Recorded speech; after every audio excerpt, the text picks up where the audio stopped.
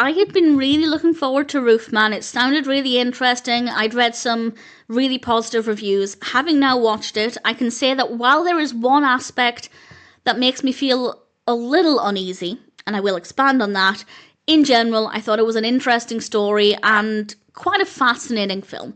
This was released in 2025. It's directed by Derek Cianfrance. I apologise if I've mispronounced that. Written by Cianfrance and Kurt Gunn.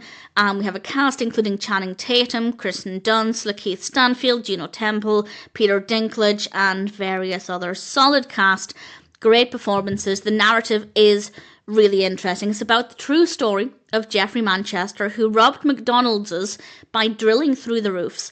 And to avoid being caught, he hides out in a Toys R Us store. And that's the premise of this film. It sounded really fun, but the bit that makes me feel uneasy is that this is meant to be a comedy, certainly a quite a dark comedy. Well, not tremendously dark, but the subject matter itself is quite dark. And this means they're making a comedy out of a criminal's behaviour. I think it's absolutely fine to dramatise true crime, but to turn true crime into a comedy, that being said, it's not laugh out loud funny, but it does have, for the most part, a light-hearted approach. And I'm not necessarily saying that they're on the side of Jeffrey Manchester, but they're still making a light-hearted film about what is quite a serious crime. So part of me really wishes this was entirely a work of fiction, and then I would have thought it was a really fun film. But that being said, it still is fun.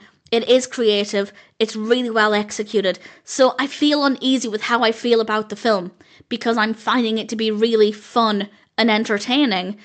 And then I remember this is actually based on a true story, and I don't want to find crime fun. So it's certainly an interesting approach, and that's worth bearing in mind. I don't think they treated the subject matter too flippantly. I don't think they're necessarily making light of the situation. They're just highlighting how utterly bizarre this was and telling a true story, but it is just worth bearing in mind that not everybody will appreciate the tone here. So it's not going to be for everybody, but once I got over that fact, in general, I think it's okay. The story itself is well told. I don't know if it's exactly true to the real story, but certainly within the film, everything flowed well, the pacing was good, and this is an example of when voiceover narration is actually done well. Usually I detest voiceover narration in films. Most of the time, it serves no purpose, it's very lazy, show me, don't tell me.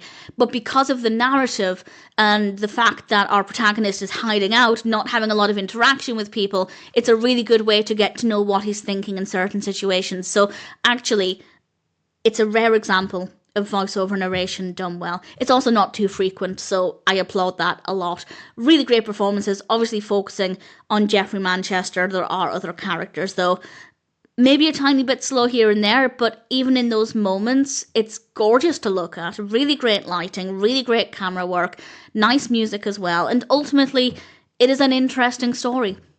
I still don't like that I found it to be quite a fun film, but again, I don't think that they're making a mockery of the situation or anything.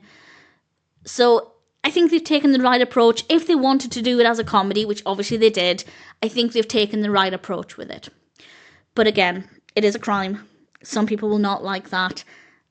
So it's worth bearing in mind. But if it sounds like a film for you, if you think it's going to have the right tone for you, give it a go. I think Roofman is a pretty strong film. Would I watch it again? Maybe. Maybe one day. And for now, certainly having watched it once, I'd say Roofman is a decent film, and I'm happy to recommend it.